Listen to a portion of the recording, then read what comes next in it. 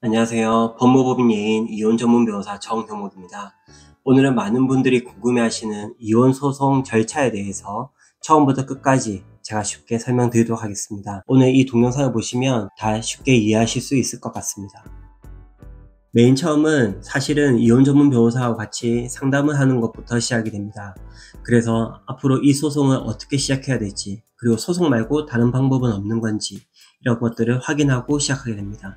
이 부분이 제일 중요한데, 왜냐하면 소송을 할 때 처음에 기초를 잘 잡아놔야 나중에도 잘 원만하게 진행을 할 수 있기 때문입니다. 자, 그렇게 방향이 잡히면 그 다음에 해야 될 것은 보전 처분을 할 필요가 있는지 없는지를 검토하는 것입니다. 상대방에게 재산이 있는데 이것을 소송 중간에 팔거나 아니면 또 다른 데 처분을 해서 이 매매 대금을 은닉하거나 또 다른 데 자기가 써버릴 수가 있습니다. 그렇게 되면 우리가 나중에 승소 판결을 받더라도 집행하기가 되게 어려워집니다. 그래서 이런 것들을 방지하기 위해서 가압류라든가 가처분이라든가 상황에 따라서 필요한 보전 처분을 할지 말지 검토를 해보는 과정을 거치게 됩니다. 그래서 보전 처분을 해야 될 필요가 있으면 가압류와 가처분을 먼저 진행하는 절차를 거치게 됩니다. 그 다음으로는 소장을 작성하게 됩니다. 소장이라는 것은 예전에도 많이 말씀드렸다시피 결국 내가 이 소송을 통해서 어떤 결과를 얻고 싶은지에 대한 기본적인 내용을 청구를 하는 것입니다. 그래서 이혼을 하고 싶다, 위자료는 얼마를 받고 싶다, 재산 분할은 어떻게 하고 싶다, 아이들이 있다면 친권자와 양육자는 어떻게 하고 싶다, 양육비는 어떻게 받고 싶다, 면접교섭은 어떻게 하기 희망한다, 이런 내용들을 담은 소장을 제출하게 됩니다. 그래서 대부분은 소장에서는 유책행위가 가장 많이 다뤄지게 됩니다. 이제 소장이 작성되면 법원에 제출을 하게 됩니다. 법원에 제출하게 되면 법원에서 기본적으로 형식적인 요건들에 대해서 검토를 한 다음에 상대방에게 우편으로 송달을 하게 됩니다. 그래서 상대방이 이 우편물을 받게 되면 소장이 송달된 것이고, 그때부터는 본격적으로 소송이 진행되게 되는 것입니다. 이제 상대방은 소장을 받았습니다. 그때부터는 답변서 제출 기한이라는 것이 있습니다.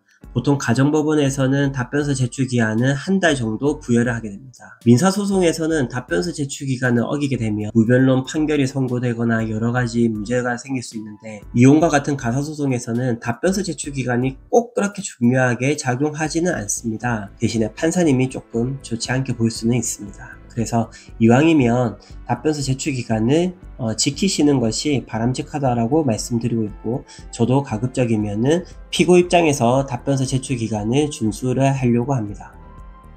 이제 이렇게 되면은 일반적으로는 재판 기일이 잡히게 됩니다. 재판 기일에서는 많은 것들이 진행하지도 않습니다. 그래서 드라마 같은 데 보면은 증인신문도 하고 엄청난 변론들이 이어지고 이렇게 하는데, 첫 번째 변론 기일에서는 이제 앞으로 소송을 어떻게 진행할 것인지 기본적인 입장이라든가 기본적인 절차 같은 것들을 정리하게 됩니다.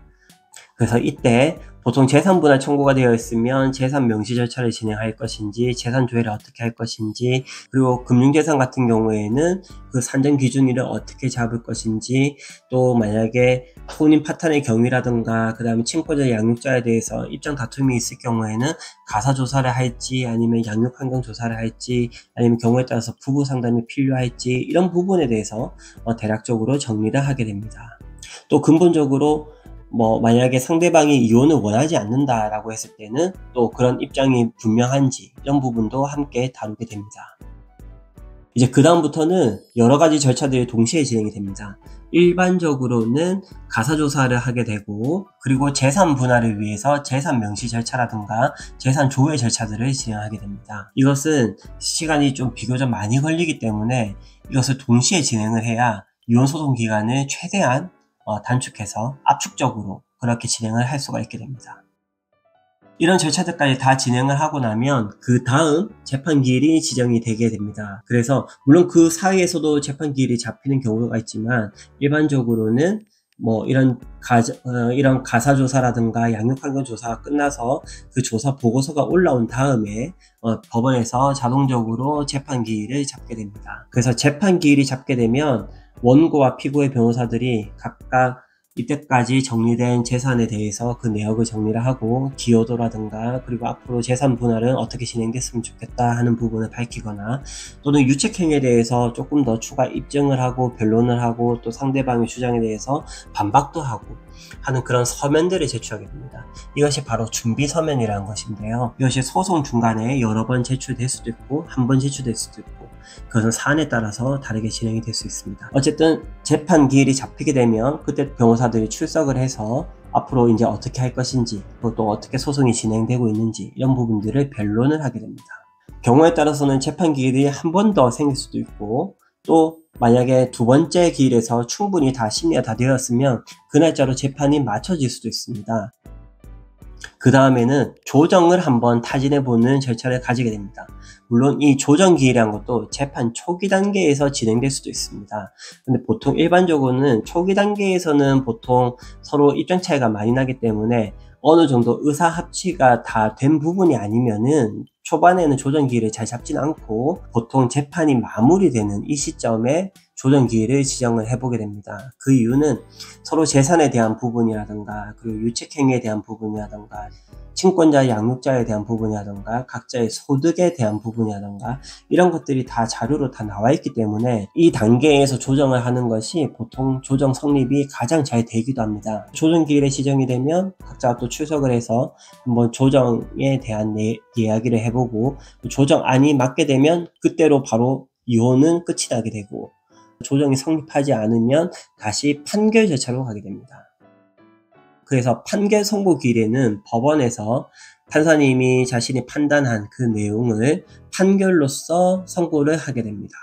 판결이 선고되면 그 판결문을 받은 날로부터 14일 안에 항소를 할지 아니면 이대로 확정을 할지 이렇게 원고와 피고가 각자 결정을 하게 됩니다. 어느 한쪽이라도 판결에 대해서 불복해서 항소를 하게 되면 다시 1심이 끝나고 2심 절차로 진행이 되게 됩니다. 만약에 원고와 피고 모두가 다 1심 판결에 대해서 불복하지 않고 이대로 확정하기로 했다면 그대로 판결이 확정이 되어서 이혼 신고만 하게 되면 됩니다. 네, 이렇게가 이혼소송의 처음부터 끝까지 대략적인 절차에 대한 것들입니다. 많은 분들이 이혼소송이 생각보다 많이 걸린다, 그래서 시간이 너무 오래 걸린다 라는 생각들을 하고 계시는데요. 실제로 해보면 그 한 달 정도 간격마다 그렇게 이혼소송이 진행이 되게 되기 때문에 생각보다 금방 지나갑니다. 그래서 많은 분들의 걱정과 달리 제가 오늘 설명드린 부분만 정확하게 기억을 하시면 앞으로 이혼소송을 진행하시더라도 큰 어려움 없이 진행하실 수 있을 것 같습니다. 이혼 절차에 대해서 고민이신 분들은 오늘 이 동영상이 많은 도움이 되었으면 좋겠습니다. 네, 오늘 이야기는 여기까지 하도록 하겠습니다. 감사합니다.